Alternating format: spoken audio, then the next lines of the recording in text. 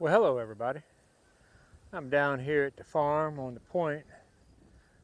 Gonna camp out here tonight on the river. Um, just gonna do a little walk around of the truck and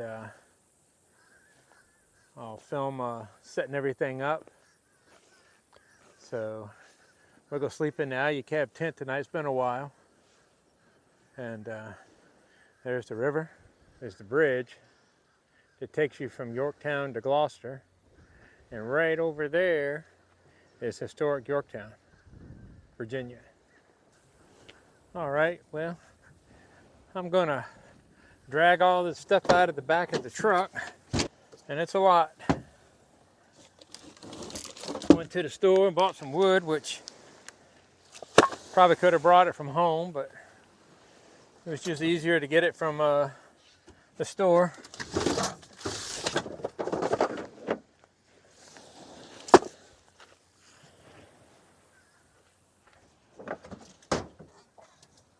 My other truck has a step in the tailgate, so it makes it a lot easier to get up on the tailgate to get to the tent.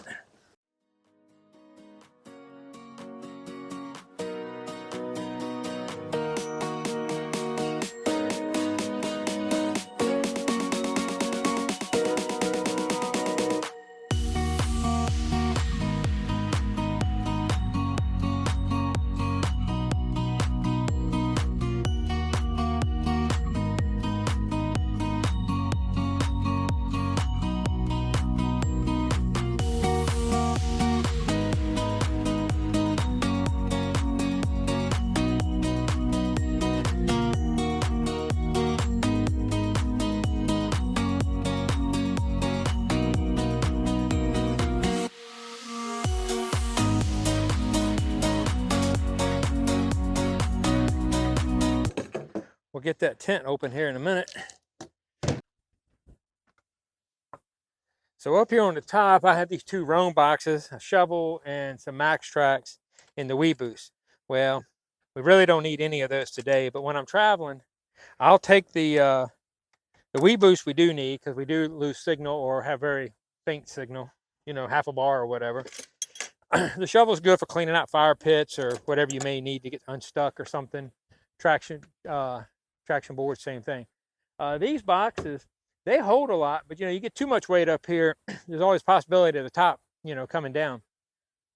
But I've never had it happen. But what I normally do is I'll put my dirty laundry in one, and I can get a whole month or so of laundry in one of these boxes. The other one, it's kind of a spare. It's kind of a backup. It's this is like the best rooftop tent in the world. It's aluminum. I've had two of them. I've had this one for, I don't know, probably 6, 7 years. I did take the factory mattress out and put a Hess mattress in there. It's the one that folds. It's a double. It's not quite as long as the box, but it's plenty long for me. I think it's maybe like 8 inches short of the box or the bottom, but it is comfortable. It's more comfortable than those factory mattresses. I don't quite understand why all these rooftop tent companies they could promote a, a mattress and sell their product on the mattress, because I don't think any of them that I've seen, all the manufacturers out there, the rooftop tents, I don't care what brand it is, have a decent mattress in it. And there's some people, they can sleep, you know, it's better than sleeping on the ground. That's for darn sure. It's not that bad, but you know, it's still not the most comfortablest mattress out there. The Hess mattress, pretty good fit. So I've been using those. I have a small one. I have a single in my Jeep. So I don't always keep it in here. I don't keep any mattress in there. I do keep the moisture pad in there, the thing that lets it breathe. I do keep that in there. And this box has actually some foam insulation in it, and that keeps some of the condensation down. We've slept in this thing at, I don't know, 20, 22 degrees outside, and it's hot in there from your body heat. And it has, if you zip it all the way up, sometimes you can still get moisture in there. That flap does a pretty good job, but sometimes you just got to crack a zipper, and everything seems to work all right that way. what I'll probably do in the future is I'll probably bring the four-wheel camper Project M down here that I've gotten, and that's on the other truck, my tow vehicle. And I'll probably bring the X195 down here to camp in that when it gets a little cooler. Um, the Project M, I'm just up in the air what to do with it. You know, I thought about getting the deck boxes and put in it, and that would give me some under storage, so I wouldn't have all this stuff in there when I'm trying to walk around. Um, but they're a little expensive, and that's okay. You know, you got to pay for a quality product.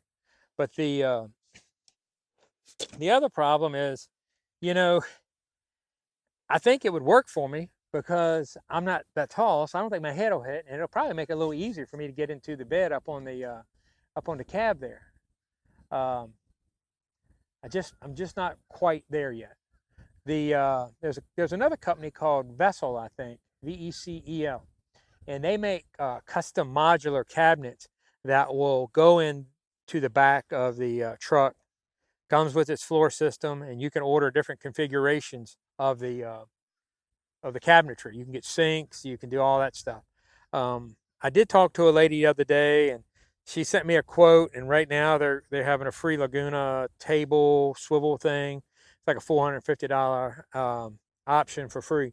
But the thing of it is, it's mounted permanently, semi-permanently in your truck. So in the event that I decided to sell the truck, you know, what do I do with these cabinets? Or do I have to sell the truck and I have to sell it with the camper shell or the Project M and the cabinets? And that makes it a little difficult because not everybody wants that. Not everybody wants an F350 diesel Tremor. Not everybody wants a Project M four-wheel camper. Not everybody wants the cabinet. So I'm kind of talking myself out of that. I have a friend that's a cabinet maker. I thought about getting him to maybe try to make me some inexpensive kind of bottom cabinets with just some doors or drawers that I could use to store stuff to keep the hallway or the alleyway clear, so I'm not stepping on stuff to get up onto the bunk if I just use the Project M for camping and not taking the X195. But I'm gonna work on that, and I'll figure it out soon, and hopefully in the next week or two, and I'll get the Project M out, camp in that for a night or two, either here or maybe up in the national forest. Um, this is a nice spot. It's quiet. We got some crows or something back there doing their business, but you know, there's nobody out here to mess with you. There's some boat action on the river. Um, you know, it's kind of a nice spot. There's a pond right over here to my right, and it's got bass in it, and probably some crappie and some brim and stuff like that, freshwater fish.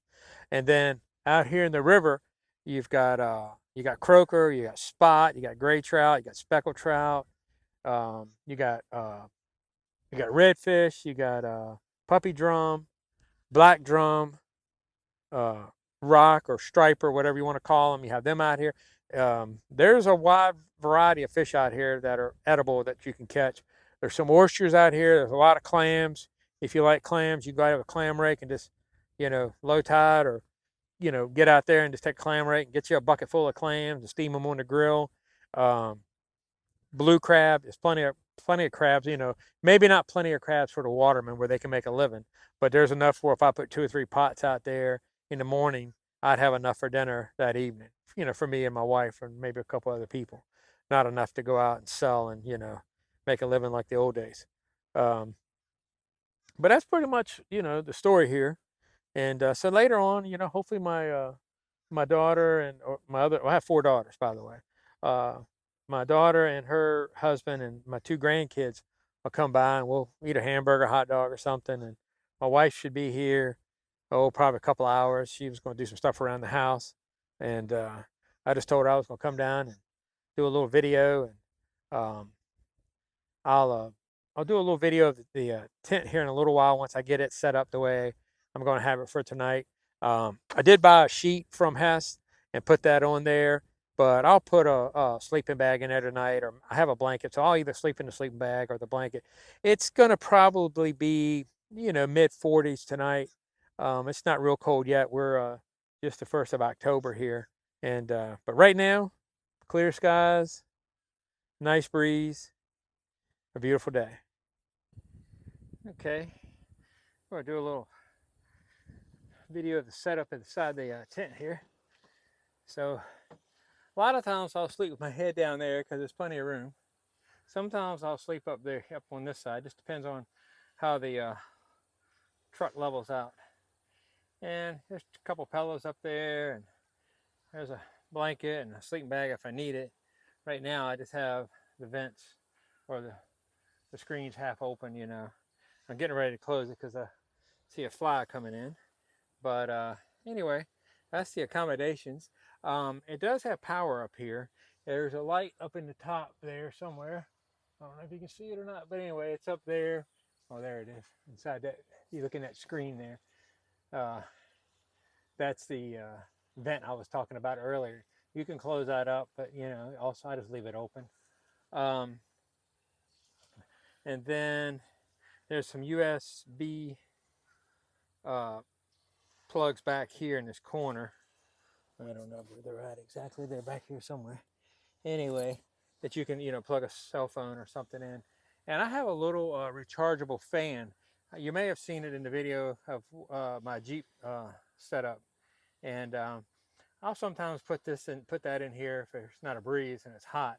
It'll get the air moving around, and it's a nice little fan. So I normally charge it up. It'll last for a long time.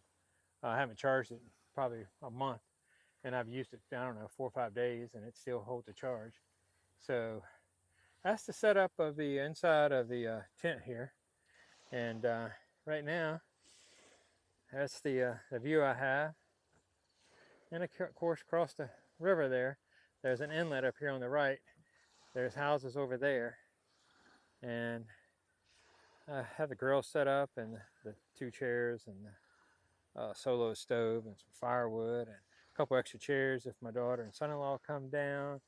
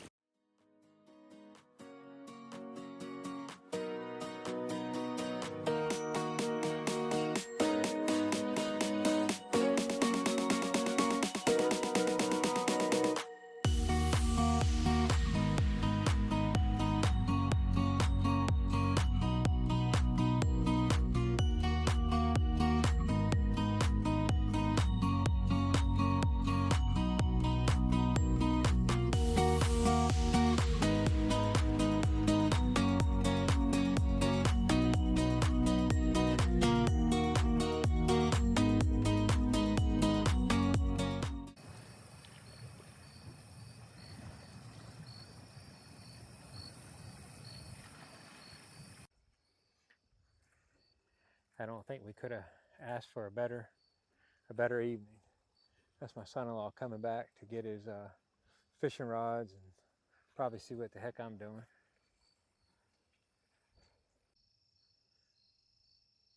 Well, it's about 9:00 p.m. Everything's winding down. The fire's burning out. The moon is passing over. It's cooling off out here. We're about ready to call it a night.